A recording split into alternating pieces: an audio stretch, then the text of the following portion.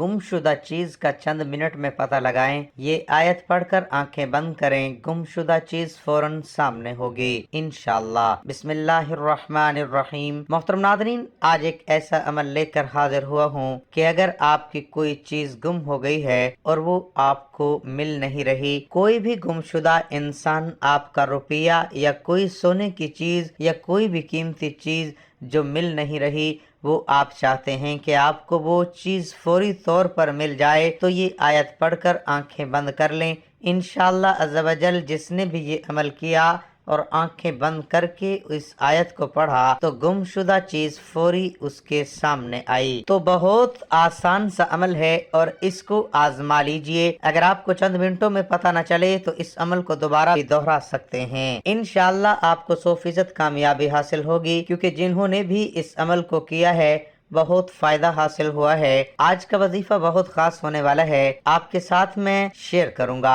प्यारे और मुअज़्ज़िज़ नाज़रीन, जब भी कोई चीज गुम हो जाए तो परेशान नहीं होना चाहिए। आपने कुरान पाक की आयत को पढ़ना है और इंशाअल्लाह अज़्ज़ा वजल चंद ही दिनों में आपके तमाम मामला दुरुस्त हो जाएंगे और गुमशुदा चीज खुद वापस आ जाएगी। तो मेरी एक बहन है, वो कहती है कि मेरे कुछ अरसा कबल सोने की अंगूठी गुम हो गई और वो सोने की अंगूठी बहुत बड़ी थी। मैं बहुत परेशान थी कि क्या करूं। मैंने बहुत से अमलियात किए, मैंने बहुत से वज़ाइफ किए, मैंने हर जगह से पता भी करवाया कि कोई ऐसा बंदा मुझे नजर आ जाए कि फौरी तौर पर मेरी वो चीज मिल जाए। मैंने बहुत तलाश किया, किसी पर शक नहीं कर सकती थी, क्योंकि मैं जॉइंट फैमिली में रहती थी तो शक करना भी जरा बुरा लगता था, इसलिए मैंने शक भी नहीं किया। लेकिन अंदर ही अंदर मेरे दिल में बहुत ज्यादा मेरी अंगूठी के गुम हो जाने का मुझे सदमा था। तो मैं बहुत इस वजह से परेशान थी। इसी परेशानी के आलम में उन्होंने हमसे राब्ता किया। वो कहती हैं कि मैंने आपसे राब्ता किया और हमने इन्हें ये अमल बताया और इस अमल की बरकत से उनकी अंगूठी इन्हें चंद घंटों के अंदर अंदर ही इन्हें फौरी मिल गई। जैसे ही उन्होंने वजीफा शुरू किया तो कहती हैं कि महज चंद घंटे ही बाद मतलूबा अंगूठी हमें मिल गई और हमारी जान में जान आई कि हमारी अंगूठी वापस आ गई। इसी तरह से मेरी एक भाई हैं, वो कहते हैं मैं जा रहा था, रास्ते में तो मेरे पास एक थैला था छोटा सा पैसों का। मैंने अपने पैसे अपनी पॉकेट वगैरह में नहीं रखे, ना पर्स में रखे, बल्कि एक छोटे से थैले में रख दिए और थैले में रखने के बाद मैंने इसको अपनी पॉकेट में डाल दिया। मैं थोड़ी ही आगे बाजार वगैरह में आया तो मैंने देखा कि थोड़ी देर बाद मुझे जब पैसों की जरूरत पड़ी तो मैंने जेब में हाथ डाला तो वहाँ पर वो थैला मौजूद न था। मैं बहुत परेशान हुआ, क्योंकि मुझे बहुत दूर जाना था और मुझे ऐसा काम था कि वहाँ पर मुझे ये पैसे जल्द अज जल्द पहुँचाने थे। लिहाजा इसी परेशानी के आलम में मेरे पैसे गुम हो गए। मैं आगे मंजिल को जाने की बजाय वापस का मैंने रास्ता इख्तियार किया कि अब क्या किया जा सकता है।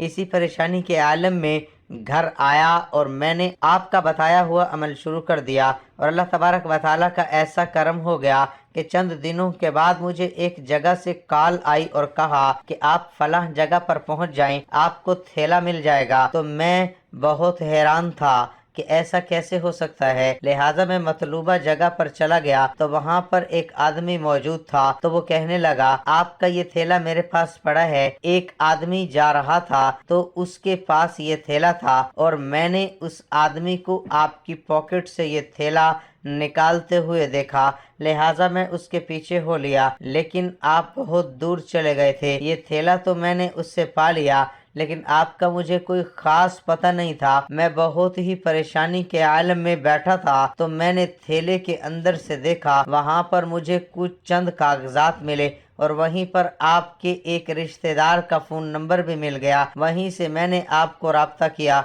और उन्होंने मुझे आपका नंबर दिया और वहीं से मैंने आपको कनेक्ट किया। तो ये आपकी अमानत है, आपका थैला है, आप इसको गिन सकते हैं। तो मैं बहुत ही हैरान हुआ कि आज के दौर में भी ऐसे लोग हैं जो कि बहुत ज्यादा नेक दिल हैं, दूसरों की परेशानियों को समझते हैं। आज वही अमल जो कि उन्होंने किया सूरत मुज़म्मिल का अमल है, बहुत खास है, बहुत ज्यादा। तो इंशाअल्लाह अज़्ज़ा वजल इस एक आयत की बरकत से आपकी जो गुम हुई चीज है چاہے کوئی انسان گم ہو گیا ہے یا کوئی بھی چیز ہے، جو بھی خاص مقصد ہے، آپ کا مقصد بھی پورا ہو جائے گا انشاءاللہ عز و جل۔ اس عمل کو مکمل یکسوئی کے ساتھ کیجئے، مکمل توجہ کے ساتھ کیجئے۔ محترم ناظرین، اللہ سے دعا مانگتے ہوئے اس کے قبول ہونے یا نہ ہونے کا شک دل میں نہیں رکھتے کہ پتہ نہیں یہ دعا قبول ہوگی یا نہیں، پتہ نہیں یہ چیز ہمیں ملے گی یا نہیں، پتہ نہیں یہ کام ممکن ہو سکے گا یا نہیں۔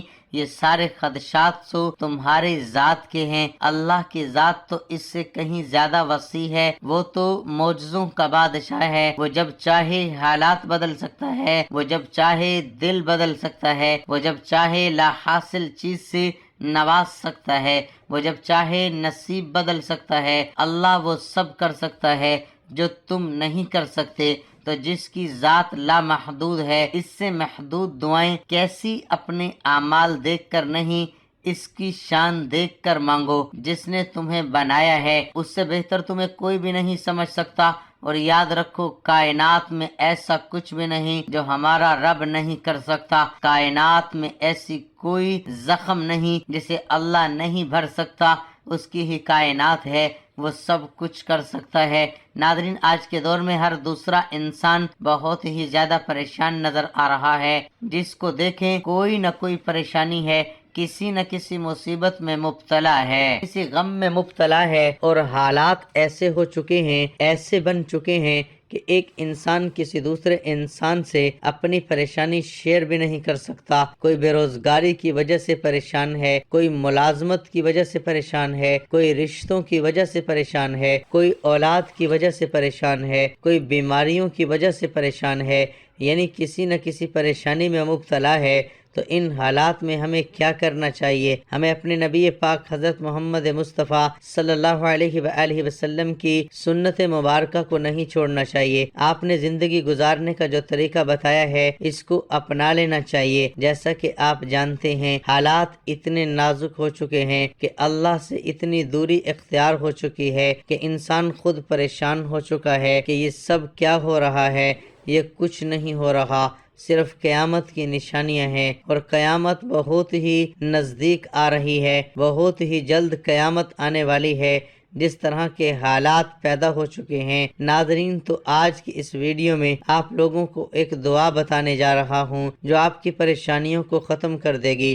مصیبت کو، غم کو، جس طرح کی بھی آپ کی مشکل حالات ہوں گے، ان مشکل حالات میں یہ دعا آپ کو ایسا اثر دکھائے گی کہ آپ کی ہر پریشانی ہی ختم ہو جائے گی۔ ارشاد باری تعالیٰ ہے، اور ضرور آزمائیں گے ہم تمہیں کس قدر خوف اور بھوک سے، اور مبتلا کر کے نقصان میں مال و جان کے اور آمدنیوں کے، اور خوشخبری دو صبر کرنے والوں کو۔ وہ صبر کرنے والے کہ جب پہنچتی ہے انہیں کوئی مصیبت تو کہتے ہیں بے شک ہم اللہ ہی کے ہیں، اور بے شک ہمیں اسی کی طرف لوٹ کر جانا ہے۔ دراصل یہی وہ لوگ ہیں، ان پر ہیں عنایتیں اور رحمتیں بھی، اور یہی وہ لوگ ہیں جو ہدایت یافتہ ہیں۔ ان آیات میں اللہ تبارک و تعالی نے انسان کو متنبہ فرمایا ہے کہ اسے مختلف چیزوں کے ذریعے ضرور بضرور آزمایا جائے گا، اور جو ان آزمائشوں پر صبر کرتے ہوئے پورا اترے گا اسے رحمت و مغفرت کی بشارت دی گئی ہے۔ احادیث مبارکہ کے مطابق تکلیفوں پر صبر و ثواب میں اضافے کا باعث بننے کے ساتھ ساتھ اللہ تعالیٰ کی رضا اور خوشنودی کا بھی ذریعہ ہے۔ ترمذی میں رسول اکرم صلی اللہ علیہ وآلہ وسلم کا یہ ارشاد مروی ہے کہ ثواب میں اضافہ مصیبتوں کے ساتھ ہے، اور فرمایا کہ اللہ جب کسی قوم سے محبت کرتا ہے تو انہیں کسی نہ کسی مصیبت میں مبتلا کر دیتا ہے، اور جو راضی رہتا ہے اس کے لیے اللہ کی رضا، اور جو ناراض ہو جاتا ہے اس کے لیے اللہ کی ناراضگی۔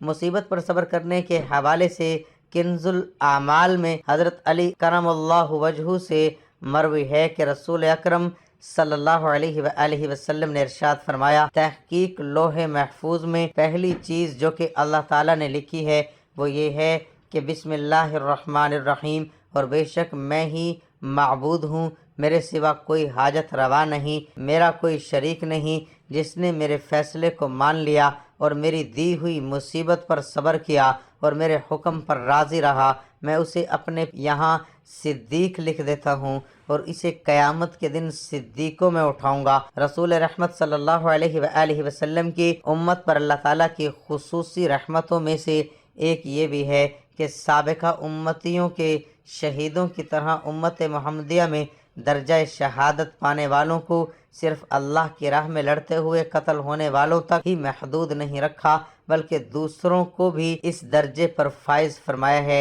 इंसान को इसकी इस ज़िंदगी में मुख्तलिफ परेशानियों और मसाइल से दोचार होना पड़ा है और इन मसाइब को कैसे बर्दाश्त करे और किस तरह इन मसाइल से छुटकारे और निजात की राह अपनाए। इन मसाइब को बर्दाश्त करने और इनको आसान तर बनाने का सबसे बेहतरीन तरीका ये है कि मोमिन के लिए हर वक्त ये तसव्वुर पेश नज़र रहे कि ये दुनिया दारुल इम्तिहान है, ये दायमी घर नहीं है, ये अमल की जगह है और आखिरत दारुल जज़ा है, वहाँ बदला मिलेगा। मजदूर सुबह से शाम तक, किसान बोयाई से कटाई तक तमाम तकालीफ, सर्दी की शिद्दत, धूप की हिद्दत और अमल की मेहनत इसलिए बर्दाश्त करता है कि मजदूर को शाम ढलने पर उजरत की उम्मीद और किसान को कटाई के वक्त फल की तवक्को होती है। मोमिन भी दीन पर अमल की राह में मसाइब की भट्टियों में अपने आप को इसलिए जलाता है कि उसे गुनाहों की मैल कुचैल से पाक साफ होकर दखूल जन्नत की तवक्को होती है। आखिरत के आराम व राहत और वहाँ की नेमतों के मुकाबले में दुनिया के मसाइब बल्कि यहाँ की आला से आला दर्जे की नेमत भी कोई अहमियत नहीं रखती। अल्लाह का दस्तूर इस दुनिया में ये है कि जो बंदा जिस कदर अल्लाह अज़्ज़ व जल का मुक़र्रब व महबूब होता है, उसी कदर उसे इस दुनिया के अहवाल व परेशानियों से दोचार होना पड़ता है। हदीस में मोमिन के लिए दुनिया को कैद खाना करार दिया गया है। जाहिर है कि कैद खाने में आदमी को घर की तरह सहूलियात व आराम नहीं मिल सकता। हजरत साद रजी अल्लाह अन्हु से रिवायत है कि नबी करीम सल्लल्लाहु अलैहि वसल्लम से दरियाफ्त किया गया कि मशाइब व शदाइद में सबसे ज्यादा कौन होते हैं? हजूर अकरम सल्लल्लाहु अलैहि वसल्लम ने फरमाया, सबसे ज्यादा मसाइब व शदाइद में अंबिया होते हैं, फिर इसके बाद दर्जा ब दर्जा दूसरे अफजल लोग। आदमी की इस दीनदारी के लिहाज से आजमाइश होती है। अगर वो दीन में सख्त होता है तो उसकी आजमाइश भी सख्त,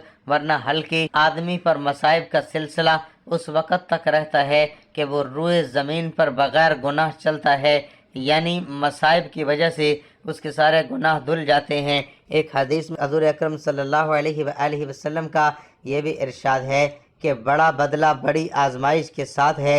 अल्लाह ताला जिस कौम को चाहता है उसे आजमाइश में मुब्तला फरमाता है। जो शख्स इस आजमाइश पर अल्लाह से राजी रहता है, अल्लाह ताला भी उससे राजी रहता है, और जो नाराज रहता है अल्लाह ताला भी इससे नाराज होता है। जो शख्स मसाइब में दुनिया की अदम पायदारी, इसके मुकाबले आखिरत की ज़िंदगी के दवाम बका और मसाइब में अल्लाह से क़ुर्ब व नज़दीकी के तसव्वुर को जहन में रखेगा, इसकी मुश्किलें उसके लिए किसी हद तक जरूर कम हो जाएंगी। मसाइब आलाम और इसके दर्द वक्स को दूर करने और इन मसाइब परेशानियों के बादलों से लुत्फ़ खुदाबंदी और इनायात इज़्ज़ी की बारिश से मुतलाशी के लिए ये भी एक आसान नुस्खा है कि वो बीमारियों, परेशानियों, तंगियों व तंग दस्तियों में अजर खुदाबंदी, सवाब आखिरत, गुनाहों और खताओं से पाकी की बशारत को भी पेश नजर रखे। इस तरह उसके मसाइब उसके लिए